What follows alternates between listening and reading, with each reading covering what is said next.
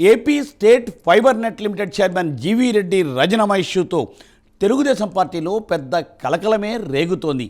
Senior ఐఏఎస్లు versus party లీడర్లు అన్నట్లుగా మారడంతో చంద్రబాబు ప్రాధాన్యత ఎటు అన్నదానిపై చర్చ మొదలైంది. ఇప్పుడు సోషల్ మీడియాలో జీవీ రెడ్డి ఎపిసోడ్ చర్చనీయాంశంగా మారింది. జీవీ రెడ్డికి తెలుగు తమ్ముళ్ల మద్దతు పెరుగుతున్నట్లు కనిపిస్తోంది. ఇటువంటి పరిస్థితులలో పార్టీ శ్రేణులను కాపాడుకోవాల్సిన అవసరం టీడీపీ అధ్యక్షుడిపై ఉంది. ఆ క్రమంలో చంద్రబాబు ప్రభుత్వానికి పార్టీకి మధ్య వారధిని ఏర్పాటు చేస్తారా? అందరి మధ్య సమన్వయం కుదిర్చేది ఎవరు?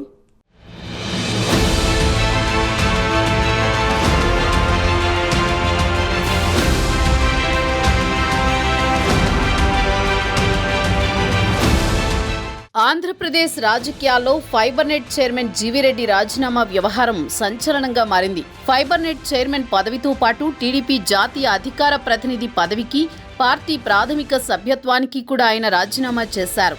ఈ మేరకు రాజీనామా లేఖను ముఖ్యమంత్రి, తెలుగుదేశం అధినేత చంద్రబాబు నాయుడుకు పంపించారు.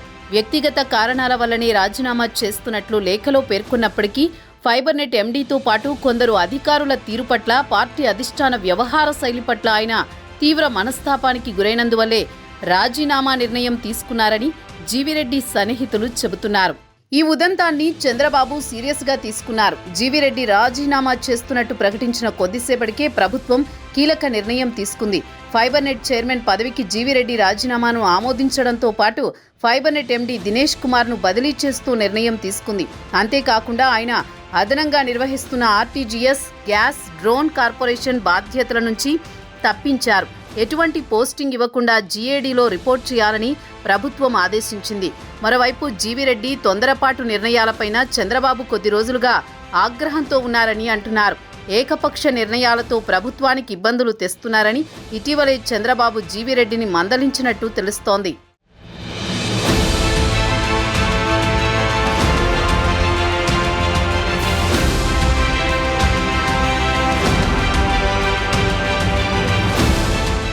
ఫైబర్ నెట్లో ఉద్యోగుల తొలగింపు, జీఎస్టీ చెల్లింపుల వంటి అంశాలపై ఇటీవల కొందరు అధికారులపై జీవీరెడ్డి ప్రెస్ మీట్ పెట్టి ఆరోపణలు చేశారు. గత ప్రభుత్వంలో నేతల సిఫార్సుతో నియమితులైన 410 మందిని తొలగించాలని డిసెంబర్లోనే నిర్ణయించినా వారిలో ఒక్కరిని తొలగించలేదని, వారు ఎక్కడ పనిచేస్తున్నారో తెలియకుండానే 1.50 కోట్లు జీతాల కింద చెల్లిస్తున్నారని జీవీరెడ్డి మండిపడ్డారు. ఈ క్రమంలో fibre net MD Dinesh Kumar, కొందరు అధికారులు రాజద్రోహానికి పాల్పడుతున్నారని, ప్రైవేటు సంస్థలతో కుమ్మక్కై సంస్థ ఆర్థిక మూలాలు దెబ్బతీస్తున్నారని ఆరోపించారు. ఐఏఎస్ అధికారి అయిన ఎండీ దినేష్ కుమార్పై తీవ్రస్థాయిలో ఆరోపణలు చేయడం ఐఏఎస్ వర్గాల్లో తీవ్ర దుమారం రేపింది. ఈ వివాదంపై సీఎం చంద్రబాబు నాయుడు కూడా జోక్యం చేసుకోవాల్సి వచ్చింది. సచివాలయంలో చంద్రబాబును కలిసిన జీవీరెడ్డి ఫైబర్ నెట్లో జరుగుతున్న వ్యవహారాలపై వివరణ ఇచ్చారు. అయితే జీవీరెడ్డి తొందరపాటు నిర్ణయంపై చంద్రబాబు ఒకంత అసహనం వ్యక్తం చేసినట్లు తెలిసింది. సమస్య ఏదైనా ఉంటే సంబంధిత శాఖ ముఖ్య కార్యదర్శి, మంత్రి ద్వారా తన దృష్టికి తీసుకురాకుండా బహిరంగ ఆరోపణలు చేయడమేంటని జీవీరెడ్డిపై చంద్రబాబు ఒకంత ఆగ్రహం వ్యక్తం చేశారట. ఇకపై గీత దాటితే వేటు తప్పదని కూడా హెచ్చరించినట్లు తెలిసింది.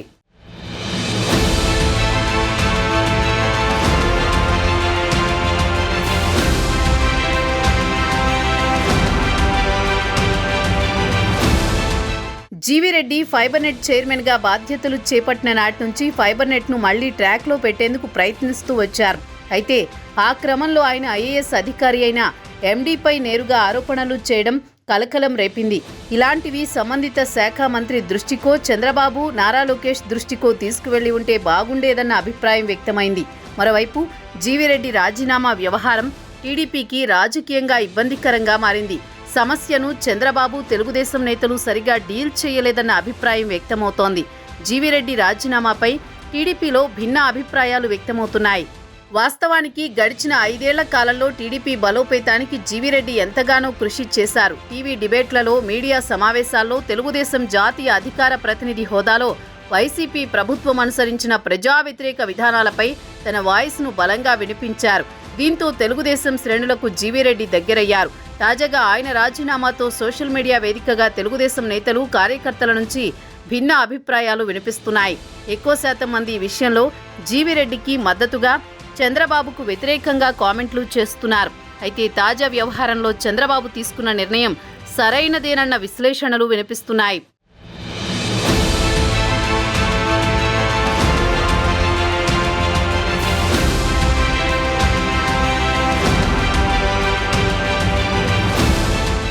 పార్టీ జాతీయ అధికార ప్రతినిధిగా వాయిస్ వినిపించిన జీవిరెడ్డి తెలుగుదేశం అధికారంలోకి వచ్చిన తర్వాత కార్పొరేషన్ పదవి విషయంలో బినెట్ ర్యాంకు కోసం అసంతృప్తి గళం వినిపించారు. పదవి కోసం తొందరపాటు ప్రదర్శించి ఒకంత నెగిటివ్ మూటగట్టుకున్నారు.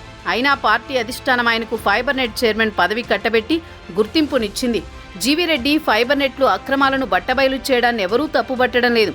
కానీ ఆయన తొందరపాటు వ్యవహార శైలినే అభ్యంతరాలు వ్యక్తమవుతున్నాయి. కూటమి ప్రభుత్వం అధికారంలోకి వచ్చిన నాటి నుంచి ముఖ్యమంత్రి హోదాలో చంద్రబాబు నాయుడు రాష్ట్ర అభివృద్ధిపైనే దృష్టి పెట్టారు. ఈ క్రమంలో కొందరు ఐఏఎస్లు, ఐపీఎస్ స్థాయి అధికారులతో పాటు కింది స్థాయి అధికారులు ప్రభుత్వం మాటను పెడచెవిన పెడుతున్నారన్న ఆరోపణలున్నాయి. ప్రభుత్వ నిర్ణయాలను పాటించని అధికారులపై చంద్రబాబు కొరడా ఝులిపిస్తున్నారు. అయితే తెలుగుదేశం, జనసేనలోని కొందరు మాత్రం జగన్, వైసీపీ నేతలపైన, వారికి అనుకూలంగా పనిచేస్తున్న అధికారులపైన కేసులు పెట్టి జైళ్లకు పంపించాలని డిమాండ్ చేస్తున్నారు. అలా చేస్తే గత వైసీపీ ప్రభుత్వానికి, ప్రస్తుత కూటమి ప్రభుత్వానికి తేడా ఉండదని చంద్రబాబు భావిస్తున్నారట.